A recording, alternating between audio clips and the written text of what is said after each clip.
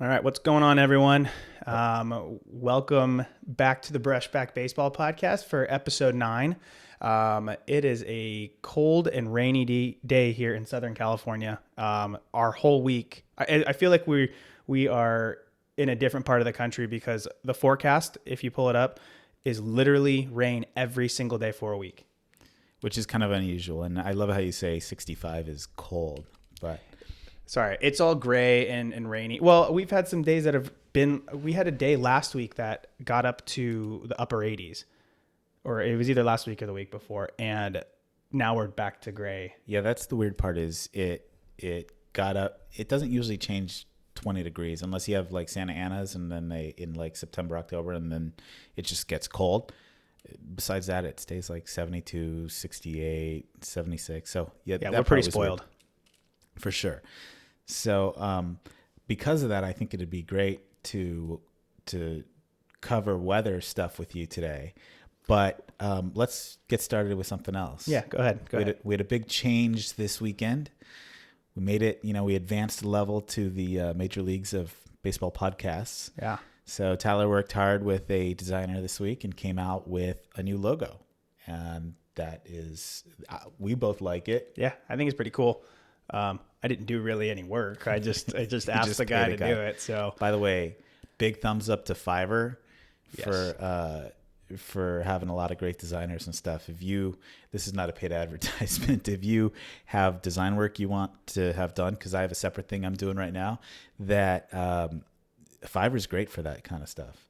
So hope everybody enjoys the podcast or the logo, and then we're gonna start coming out with merch. yeah, if you saw episode 8, you probably noticed we changed all the we have our logo now on all the pretty much everything that we're putting out. So it was kind of we got it done right as I was posting all the stuff for episode 8, so it worked out perfect. I figured I'd squeeze it in there.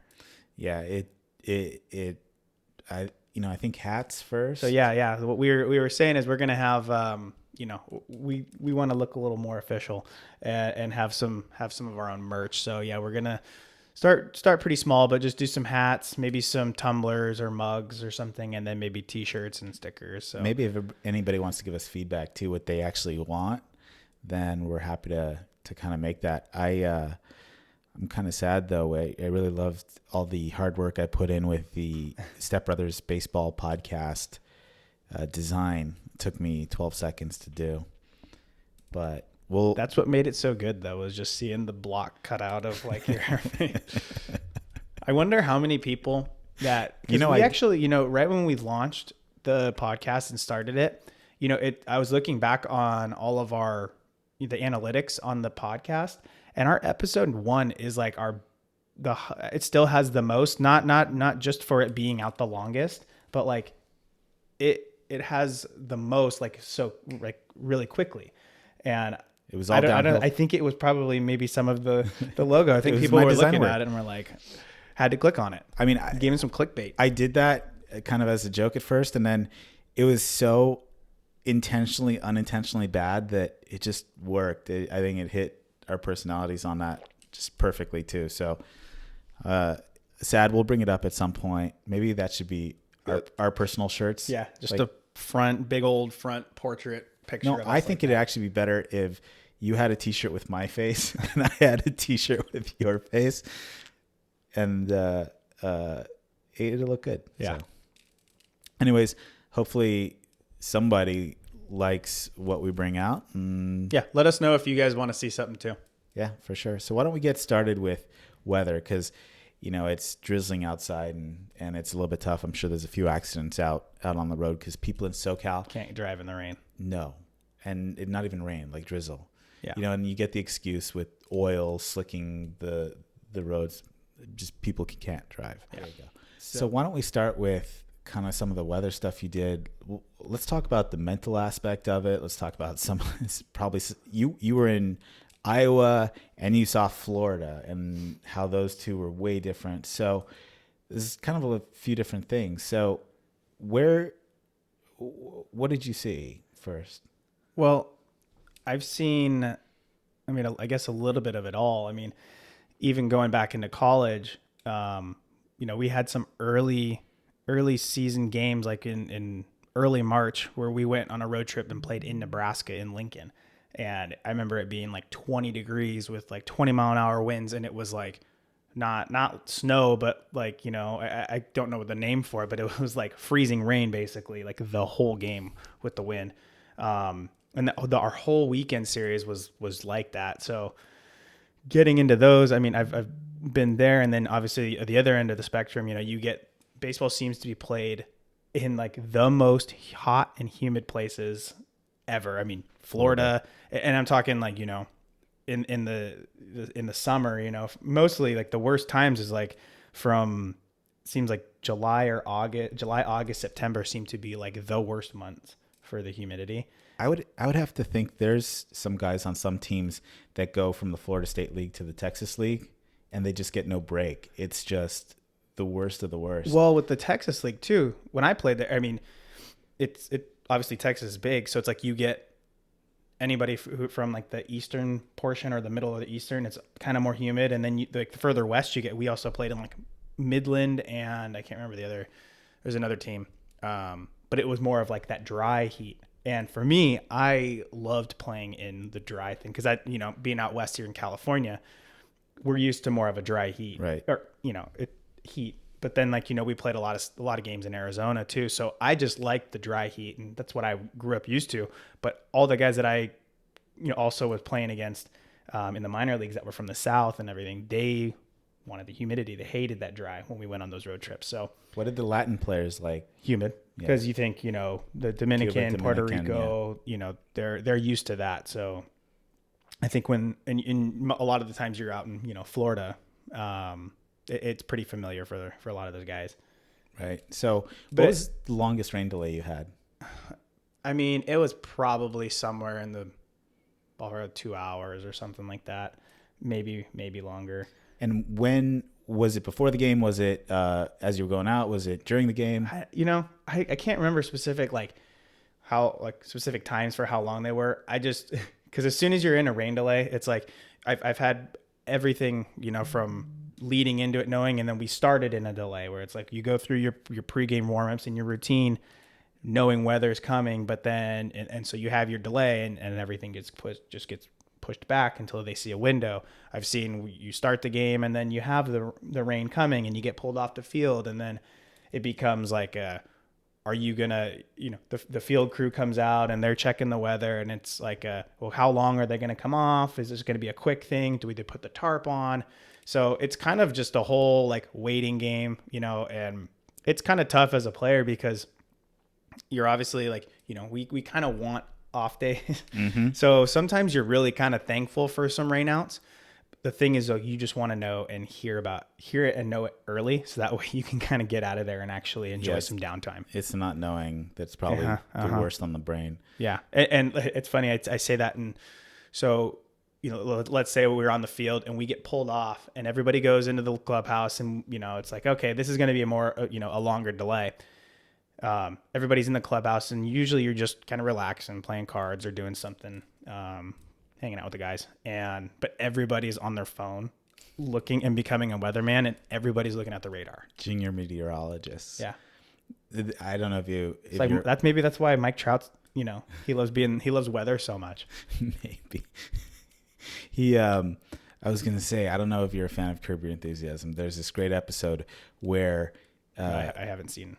Okay. Larry David believes that there's this conspiracy by the weatherman to say that it's going to be rain out the next day so that the weatherman can get better golf times. That's what I'm thinking when people are looking at that. But it's just it's funny as a ball player because there's so many times where also here's a funny perspective too, because as a player, sometimes you're really wanting them to just call the game, right? There's times, but then everybody from the front office, like the general manager, will be out there talking with the field crew, and everybody from the front office and everybody, they all want to get the game to go on because they want to get concession money. They want to get the most money they can out. Obviously, it's a business, so their incentive is to actually keep the game going. And you get all the players are like, just fucking bang the game. Like, let's go home. And like, it's so funny. You kind of have that like little battle, and ultimately, like, the front office usually has the players' needs and their safety in mind, or should. Right. But I have a story when I was coaching. So right when I got done playing, I haven't told anybody this yet, but or at least on the podcast. Right when I got done playing, I went and started coaching. I wanted to be a coach. So I coached in the Northwoods League, which is a collegiate summer wood bat league. And it's kind of all throughout like the Midwest, like a lot of teams in, let's see, Wisconsin, Iowa, Minnesota, Michigan, Indiana, or kind of around that area. So it's a really good tester league for getting guys ready for, or college players ready for the minor leagues and the lifestyle and the bus trips and all that stuff, and playing every day. Right. So it's a really good league. And I was the hitting coach for the Battle Creek Bombers out in Michigan, and we had a rain delay one time at our place. And it was one of those things where like it rained so hard and they like didn't have time to like get the tarp out, things pop up really quick in the Midwest. So the field crew didn't do a good job getting it covered. So there was just puddles everywhere, and it was just a disaster. The whole front office was trying to push to get this game played, like no matter what. We had no like this didn't like matter for like playoffs or anything. They just wanted to get like concessions and all of it. And they were pushing, and they kept us there that was probably the longest rain delay I've probably had, actually. I don't know how long, but they kept us there for so long. And finally, like the players are starting to yell. Us coaches were like, we would go sit there and talk to them. Well, for a while, it's if like the manager says no, we were having this battle. I remember the guy our head coach, a good buddy of mine, Rob Robinson.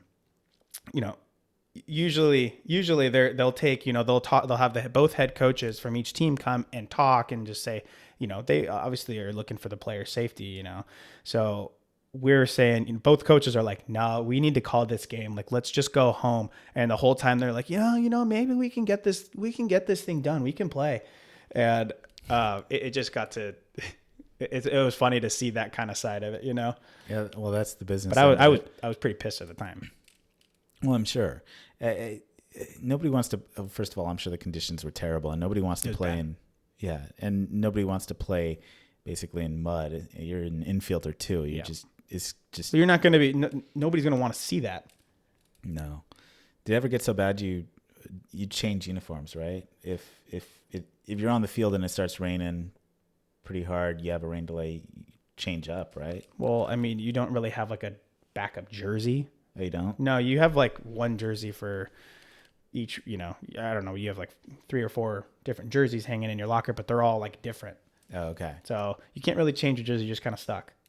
Sucks. I do remember that some guys in like longer delays would take their like wet, we'd be out in the rain and be wet.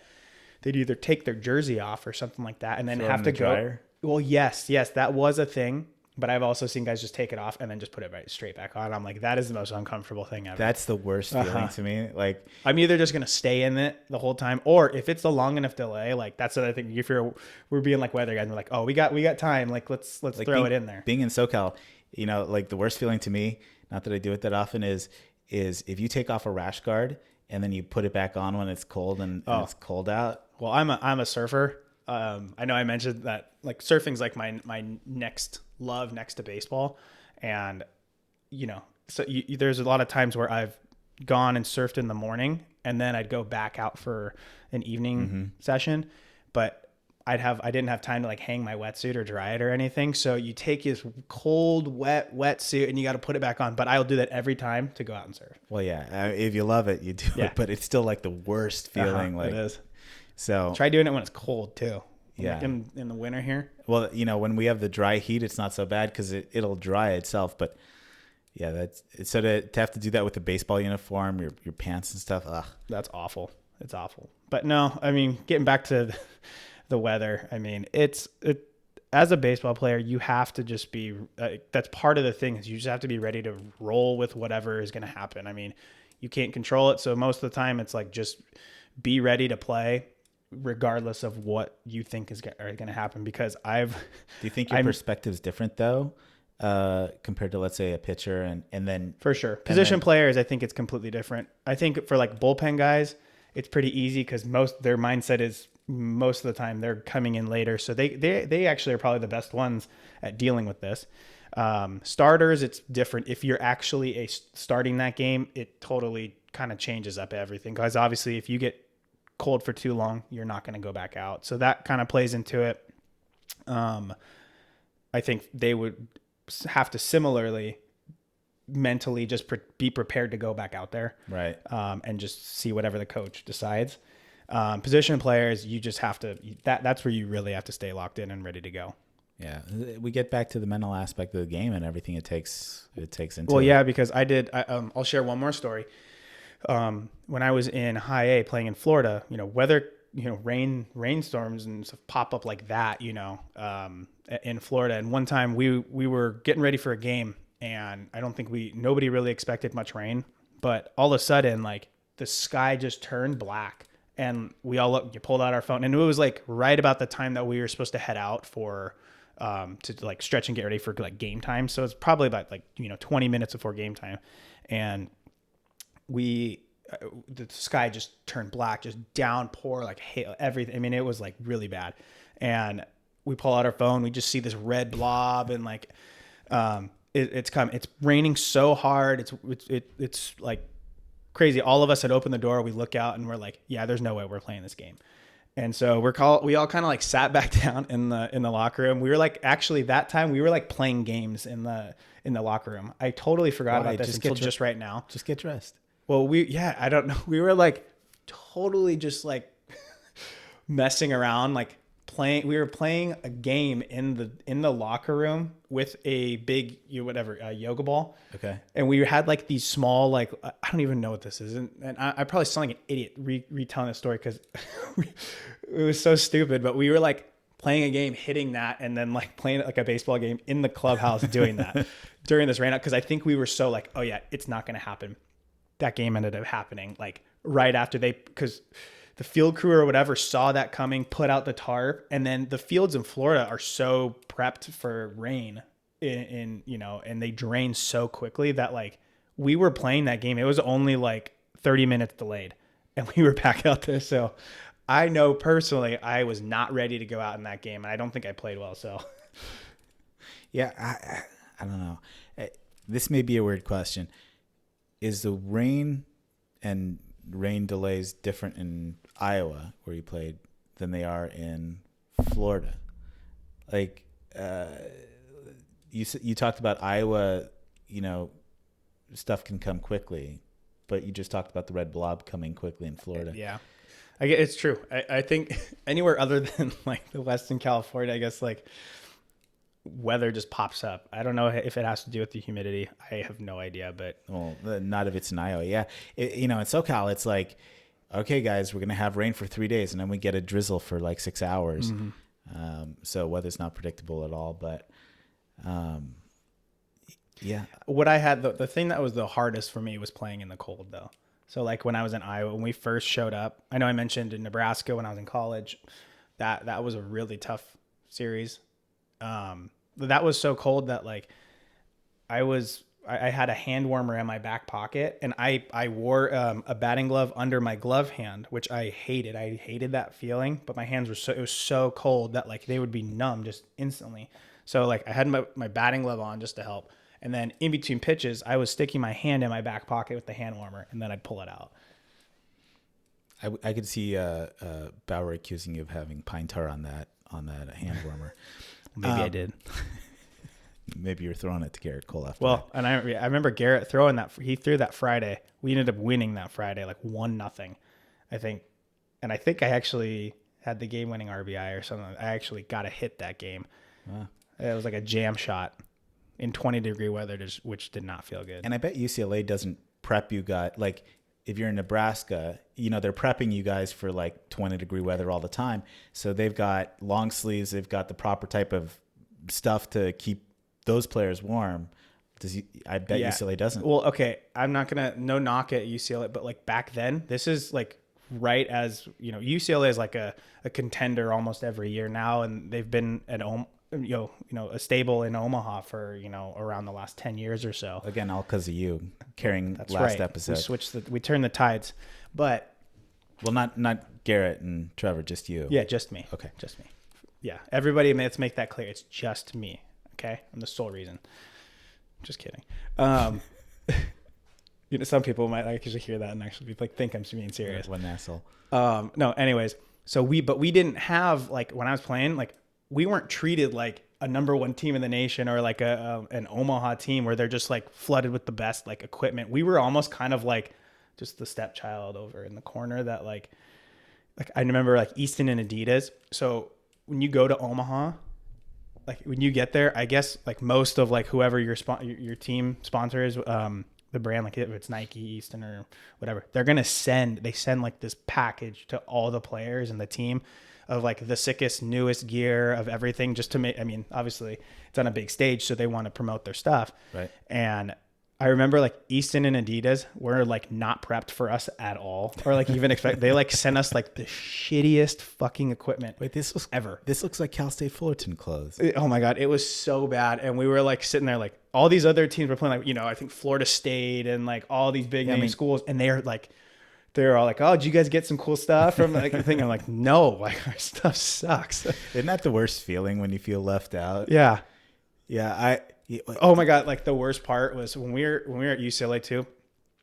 You travel when you're traveling, you have to wear you wear travel gear together, or it's sometimes you wear when we were going to a road trip or same polo and khaki. We'd wear slides. khaki and a polo, which was fine.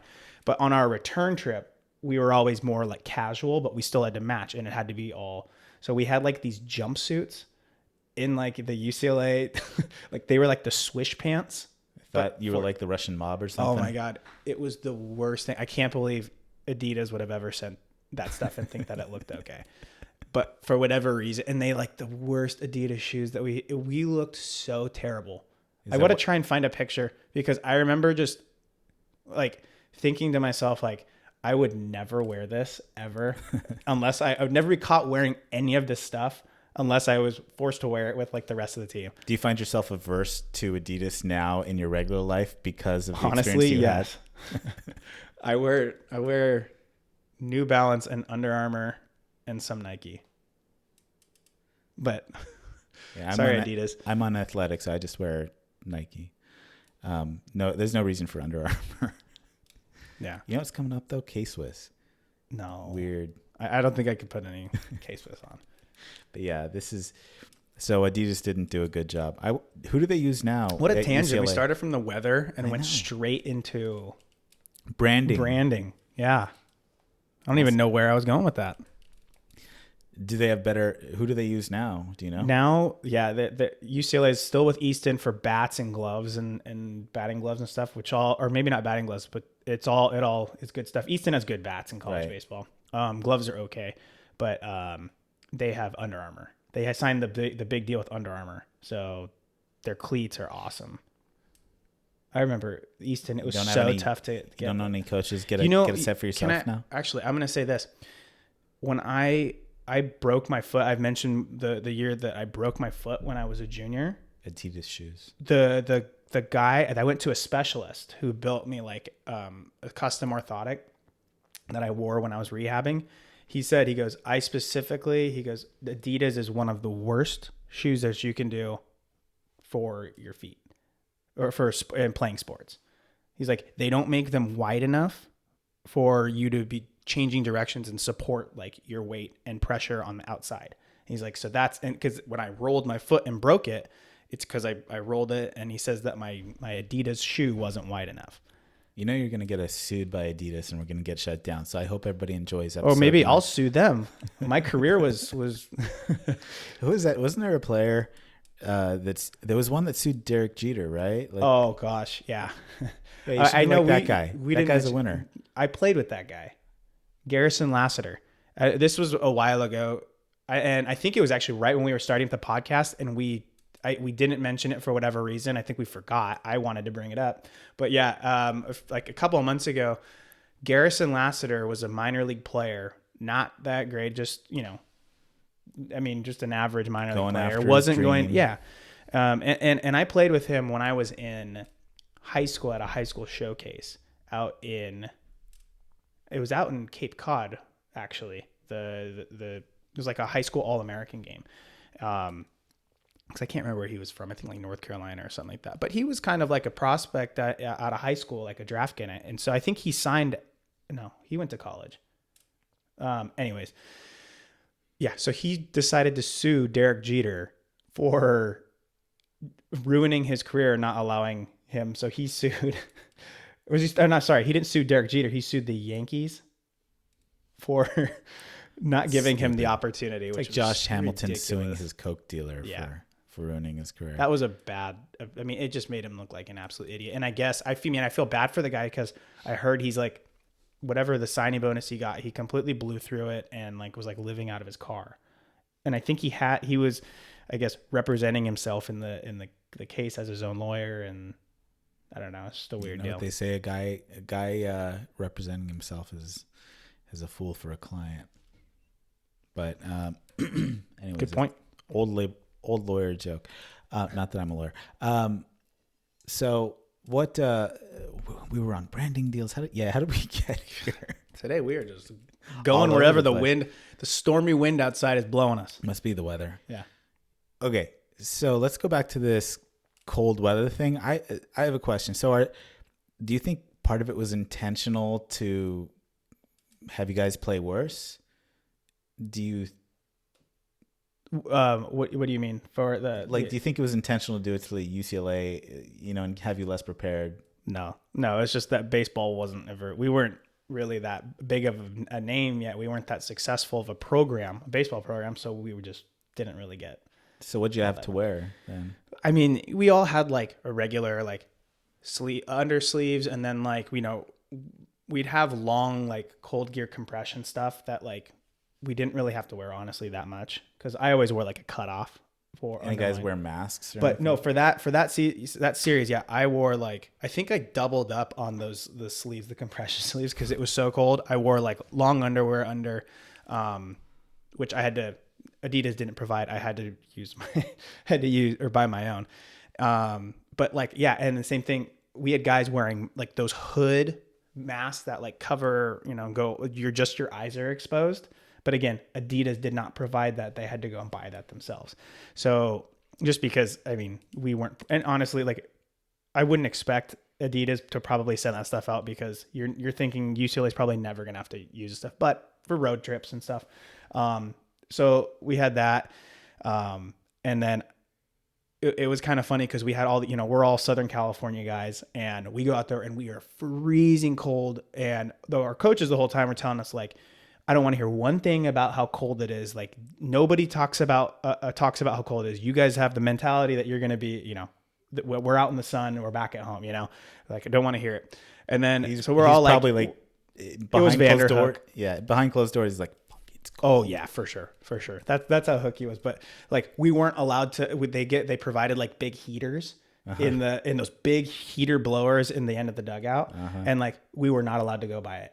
That was the thing. Like, nobody could go and stand by those or anywhere close to it, just because they're like, well, they're like, you don't want to go out there after feeling that and then just having the shock of being that cold. So anyways, I don't know. Personally, I would have been like, sorry, coach, take me out.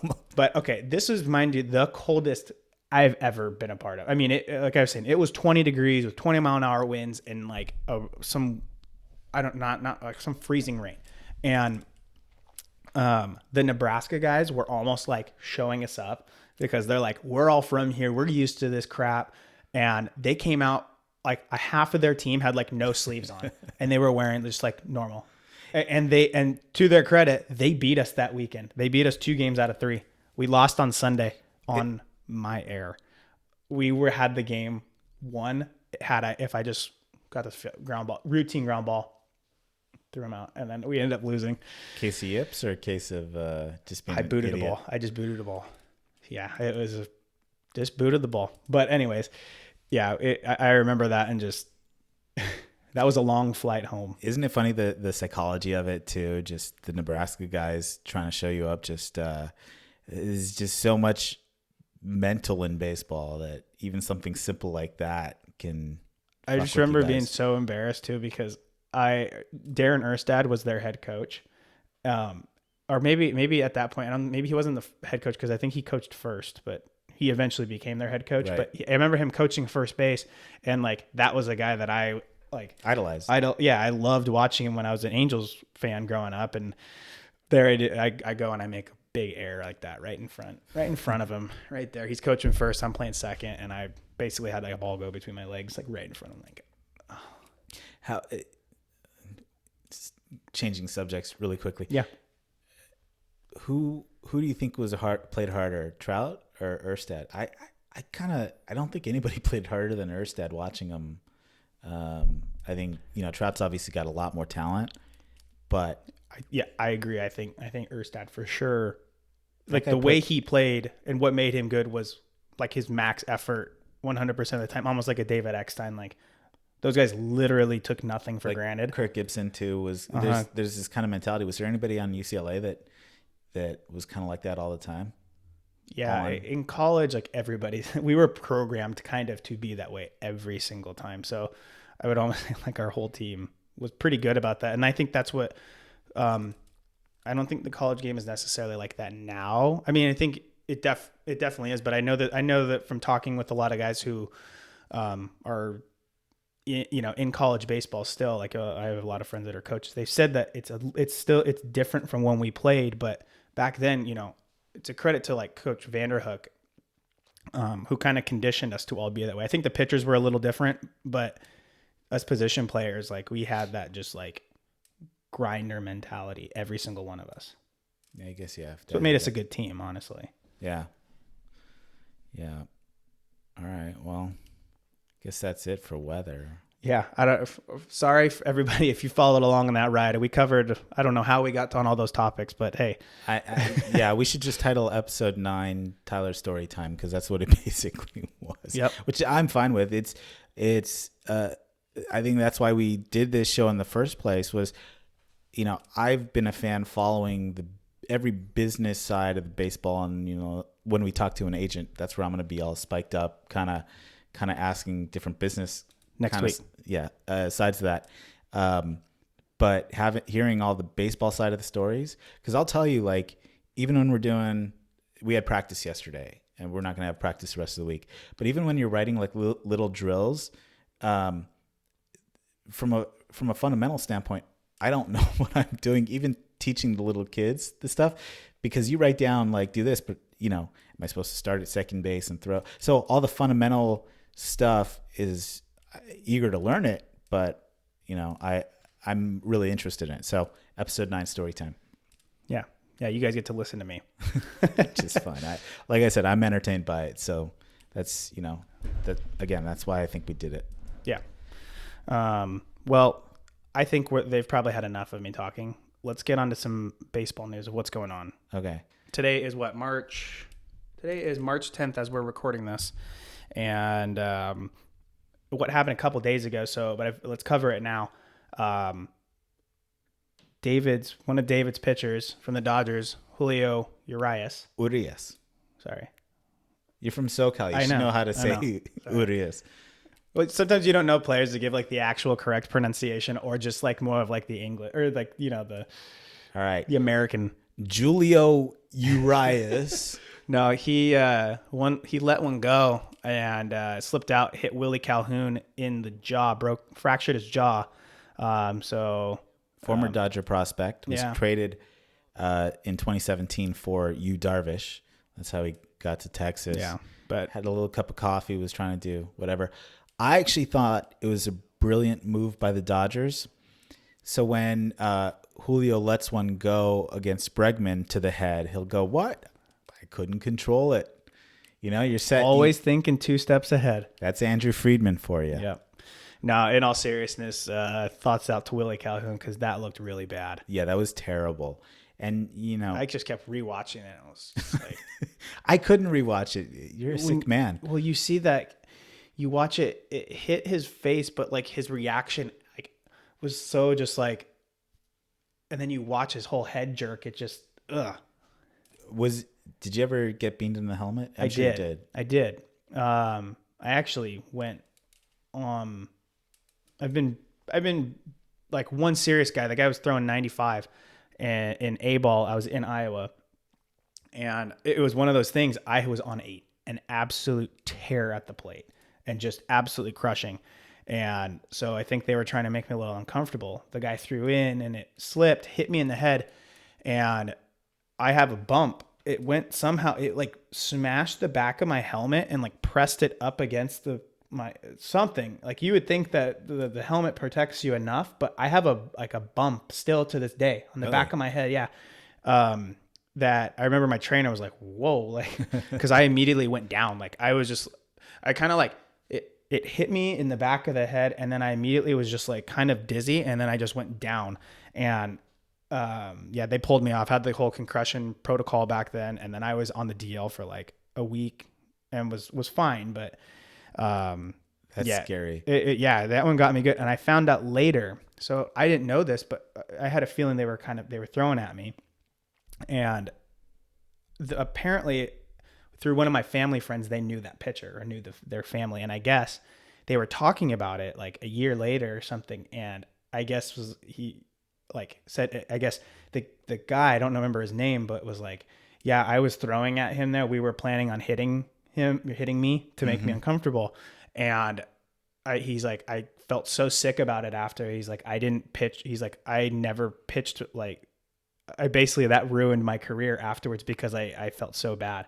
Yeah. You know, you look at it from both perspectives. When you're a hitter, let's say, and you get that, you know, are you freaked out when you come back too? Does it take a little bit mentally to get back? No, I don't know. I was okay. Like, cause you don't go into an at bat like with getting hit in your mind. Right. You know, so after you come back, you didn't have any jitters for. I honestly didn't. I was more like just wanting to. I remember my first at bat actually back because I got a jam shot hit off of Archie Bradley.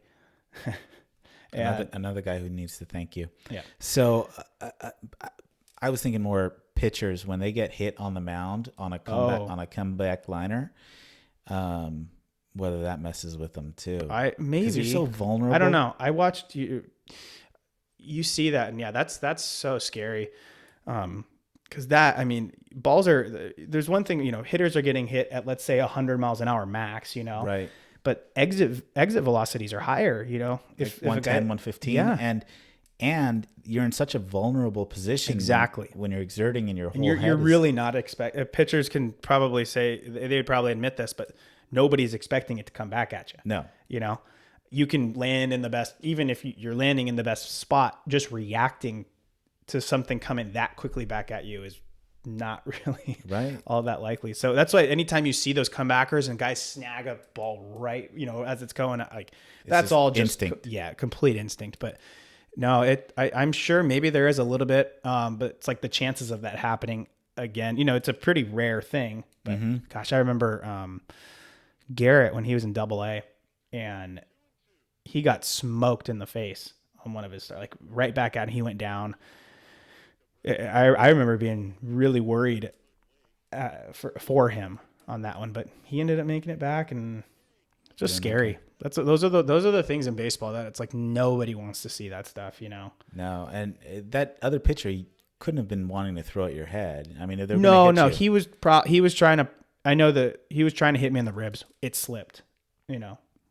But that's the thing. It's like, you know, it's a dangerous game. You know? And it's changed too. I remember there's a famous Don Drysdale quote where he said, "Look, I'm a fair guy. The pitcher, I get half of the plate, and the hitter gets half of the plate. Problem is, I'm not telling them which half they get." So he was notorious for just drilling guys in the ribs all the time. Yeah, I mean, for me as a you got to do hitter, it to keep the hitter honest. I agree. I think there are times because when you're locked as a hitter and you're locked in the box, and there's times where you're that confident and you're seeing the ball that well, you know, and you're that comfortable, pitchers don't want you to be comfortable in the box. And I mean, maybe I'm kind of not a baseball purist, but like I understand and I get why pitchers would throw at somebody and make them uncomfortable. I mean, I went through that stretch. I think I was going off. I had like that that run. I don't know if we talked about this, but I went 10 for 10. I went in a stretch and got 10 consecutive hits in an at bat. And I came home for that series and that guy was throwing at me because it's like, hey, let's slow get this down. Because I got to hit that first at bat. I hit a double. Yeah. You know, the thing that scares me the most when I see a hitter get hit from a place on the body by far is the wrist. Justin Turner was out for like 2 months, like 3 years ago, because he got hit in the wrist in spring training. Got hit in the wrist this weekend in spring training. Okay. I thank God I never got hit on the hand or the wrist or any of that. I don't know if it's the way that I always wonder that because I see guys get hit. If you get a fracture here. Oh yeah. And I was always worried too because I have wrist surgery. I have a screw right here, and I remember thinking like the whole time like my hands are exposed, and if I ever one of those times like backed off and it just squared me up, like part of that screw head is like visible almost. So like if I squared up right there, it would hurt so bad. But yeah, I never got hit there. Ever. Lucky guy. I know. Cause I think it must be the way that my stance was and like how I just reacted to the ball. Cause there's so many small bones right there that, it could affect you probably for the rest of the season. If you've got to rotate your wrists all the time. For sure. Yeah. So it's crazy. Hopefully best to June Calhoun, which is his username on Twitter and stuff. Yeah. Yeah. All right. Well, then let's move on to something you brought up to me was the no reporters kind of in the clubhouse stemming from this coronavirus going around. Yeah. In case people haven't heard out there, apparently there's this virus that's taken over the news, and they're the ones touching their face and spreading this thing. Yeah, it's the reporters getting up in the people's faces, just touching them. Look, players have wanted distance from reporters for a long time, and one of the great things about baseball has been the close interaction with reporters. It helps, again, the business side of baseball, getting different, viewpoints and stuff. And I just think it's wrong. Like, what's a reporter gonna do? What contact does a reporter like go to the airport and like rub down on people from Wuhan as they're coming back? No, they're just they're at the field at the clubhouse. They're not sitting in the stands for the most part, like in the middle of big stuff. They're in the camera well or something like that. I think this stuff is just getting blown out of proportion. The whole thing with coronavirus is getting blown out of proportion, and this is one of the things. And I hate to see, as soon as the clubhouses, the ownership or management could separate the players from the reporters, they're taking advantage of it, and it's wrong. Yeah. So personally, I agree. I mean, it's good for baseball, but I like seeing the stuff from the players. I like their interviews. Yeah, and they just, I don't know. The teams have to just keep an open dialogue, because that's really what the fans get. If not, you get more insulated from everything. Yeah. So, yeah. Well, that's about, I think, everything that we had to cover in this episode. Wish us well. But I wanted to ask something too. This is totally this is something I'd been thinking about, but I said, you know what? Let's ask this on the next episode. Totally unrelated to anything we've been talking about or if even brought up in the past. But I have this weird thought. So you come up playing baseball, and this has to do with baseballs at different levels. Like, the baseballs are not the same in college, in the minor leagues, and in the big leagues. They're all different. Like, in college, I didn't know that. Yeah. I don't think a lot of people know that. And I want to know why. I guess if you didn't know that, but it's for me as a player, it was so weird for me to think that you grow up. I mean, like, big league balls, you grab them, they're different. The seams are smaller and like seem almost tighter a little bit. And you hear big league balls fly further, like they're wrapped tighter, so they go further. They get more movement on like two seams and stuff. But like their curveball, like a minor league ball, the seams are slightly, I mean, it's a very small difference, but you can tell when you pick up a ball. When you do it every day, yeah. Yeah. So there's like just small difference between the difference between a big league ball and a minor league ball is slightly different. Actually, I have some. Maybe I'll show it. I'll grab them. We can show it. Sure. And then but the college balls are really different. The seams are much like they're much more raised. So you can throw a curveball. I remember like curveballs almost seem to be bigger. And so like Bauer's curveball back in at UCLA was really, really heavy 12-6. I mean, he throws a good one now, but like think of it with just the seams raised just a little bit more to throw off of your grip off your finger a little bit more. Yeah, I think that'd be a more fun conversation with the pitcher, but I want to know why. Why would we do that? Why wouldn't we just make it an even ball across all of them? I mean, I don't know. I would think of baseball as a baseball. I mean, I have especially. I mean, college is one thing, but I think the minor league ball and the major league ball should be exactly the same. Yeah, there shouldn't be any difference. Well, you heard the story during the 2017 World Series with Verlander and everybody else. You're saying like the balls are juiced and stuff, right? Yeah, that the seams were basically from what the regular Major League Baseball seams are, that the playoff ones were even tighter. Yeah. So he had that conspiracy theory. I don't know. If you want to do an investigative report, we can always do that. I don't know. I just didn't know if you had anything. But as a player, I don't understand it. I don't know why. I don't know why it started. Who thought and said it would be a good idea? Like, you know what? Let's make the ball a little bit different. And you can't think with machining nowadays that they couldn't get it exactly the same. Yeah, there's no reason. Absolutely no reason. It's stupid. I guess that's so. Let's get that changed. All right. It should be an even playing field for at least in the minor leagues. College, I mean, whatever. But It's just weird. You would think, Again, I've never thought about it. So no, that was just my side thought I wanted to bring up. So bring out the baseballs next time and we'll do a little segment. I'm actually kind of interested, like on a future segment, to go do that. Yeah. I'll do that. I know I have some of each. How does it affect your knuckler?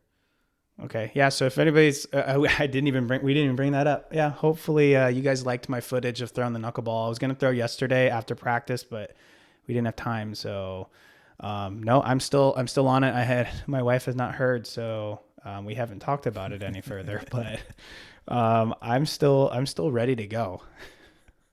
I'm still going to work on it. So we got to find you. I'll be ready. I'm going to stay mentally ready for spring training 2021.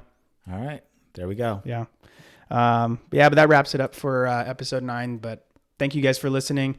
On YouTube, please give us a like and a subscribe, and promote it anywhere that you can. If you're listening on other platforms, we really appreciate it. And we're going to keep you guys posted with, with our merch stuff. But please let us know if there's stuff that you would want to see. So hopefully one of these episodes pretty soon, we can be rocking some of our own gear. We are our own best customers. All right, guys. Right. Thank you. All right. Thanks. Have a good one, guys.